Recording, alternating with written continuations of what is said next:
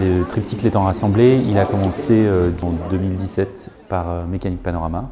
En fait, c'est la première œuvre qu'on a créée qui était un dispositif photographique interactif où on venait capturer le paysage des habitants et des habitantes, voir la vue qu'il y a à leur fenêtre, mais aussi pour discuter de qu'est-ce qui est important pour eux dans ce paysage, c'est comment ils le fréquentent, à quoi ça tient de se sentir habitant, habitante ou pas d'un espace. C'est vraiment une machine à observer le paysage et à observer son environnement, et ça a créé beaucoup de discussions qui nous ont permis de trouver une espèce de thématique, ou en tout cas un endroit dans lequel on avait envie de creuser. Et on sentait que les images que partageait Mécanique Panorama, les timelapses, les prises de vue dont on offre le contrôle aux gens, ça crée des discussions entre les gens sur place, et que ces discussions-là, elles étaient précieuses, et que du coup il fallait créer un autre endroit pour apporter un peu la parole aux habitants et des habitantes.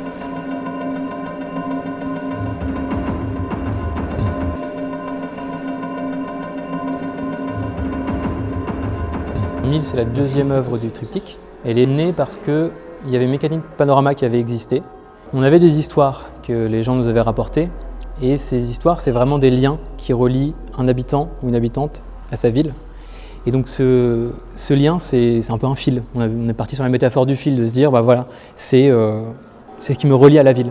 Et une ville, on peut la voir comme un grand tissage, c'est un assemblage de plein de fils d'affect comme ça qui vont se croiser et qui créent un immense tissage urbain. Et donc on est parti sur le métier à tisser, qui nous permet, du coup, c'est une machine avec plein de fils à l'intérieur, donc plein d'histoires, et qui nous permet de le remplir des histoires des gens. Et donc c'est une machine qui va nous proposer de tirer des fils, de saisir vraiment ces histoires, ces fils, de les ramener à soi. Et là, elles vont se déployer devant nous sous la forme de vidéo et la forme de texte. Et donc cette grande tapisserie vidéo, elle forme un magma, donc les vidéos apparaissent, disparaissent, et le son, de la même manière, les 12 fils se mélangent. Et donc on a un magma un peu audio où sur une enceinte va apparaître telle musique, sur une autre musique, et le son se promène et vit dans l'installation. Ce qui fait qu'on interagit, donc on vient sélectionner vraiment une histoire que l'on peut écouter.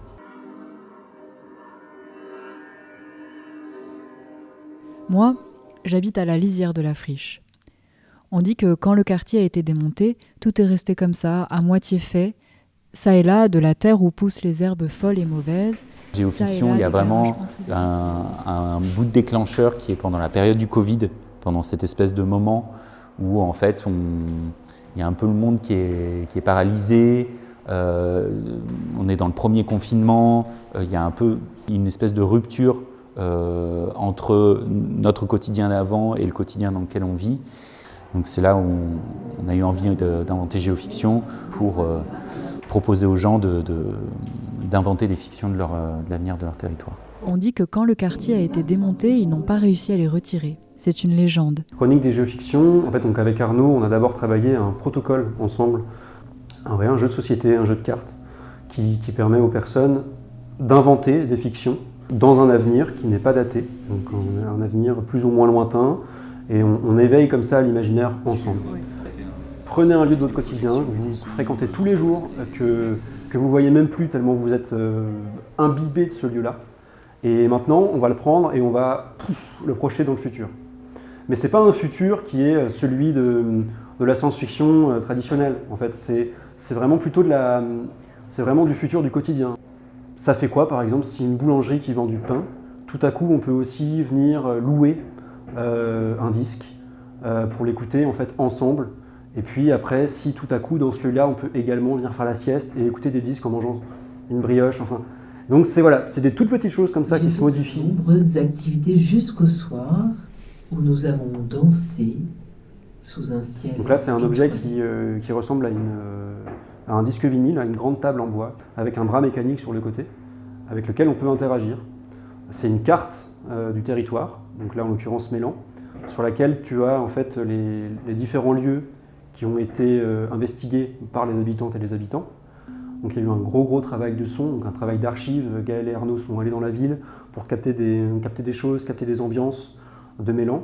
De cartes que Arnaud et Rémi, l'auteur, ont créées, les habitants et les habitantes, Ce qui était intéressant, c'était de voir l'œuvre comme un instrument de musique un peu. Et donc ils réagissent au mouvement qu'on fait. Quand on lève le bras d'écoute, quand on tourne la table, ça fait du son qui est lié. Il y a des éléments sonores spatialisés à 360 degrés qui, quand on s'approche d'une histoire, vont guider un peu plus à gauche, un peu plus à droite. Les nappes qu'on entend un peu tout le temps en fond, c'est la synthèse.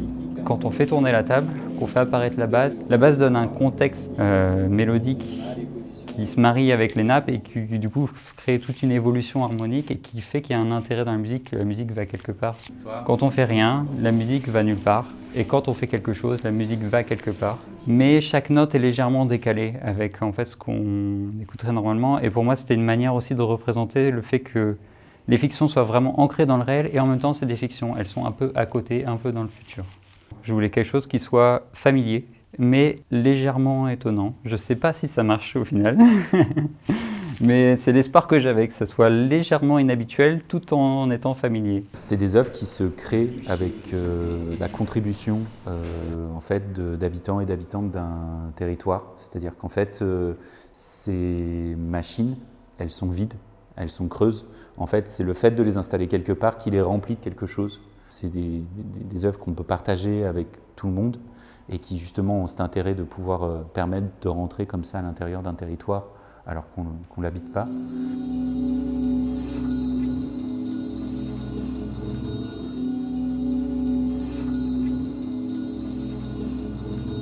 Dans le quartier des Épinards, le théâtre de l'Hexagone attire par son architecture particulière.